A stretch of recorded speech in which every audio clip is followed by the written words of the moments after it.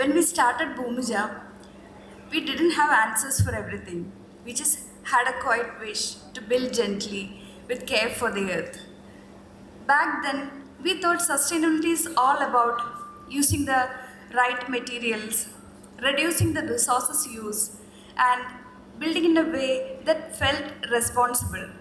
But in one of our earliest projects, something unexpected happened, and that added a whole new layer to our understanding of sustainability. That's the story I would like to share today. This is one of our first projects, though it got completed only recently. It is an orphanage for girls built for Malankara Orthodox Church. We had planned to build it in mud. The oil press arrived at the site and we started making mud blocks. But then resistance came swiftly and strongly, so much so that even the bishop who supported our vision could not hold off the pressure. We had to shift to exposed brickwork, a material which is accepted in our place thanks to pioneers like Bakerji and Shankar sir. But even then, we faced pushback. The masons, the engineers, everyone who trained in conventional construction resisted every choice. We were the youngest ones on site and we had to defend every detail. But then this time the bishop stood by us and the work moved forward.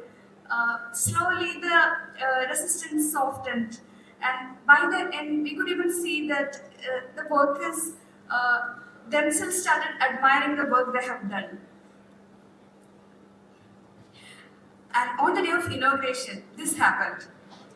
The main mason brought his family, a small built woman with two boys, all the way from the border of Tamil Nadu, perhaps first time on a site like this.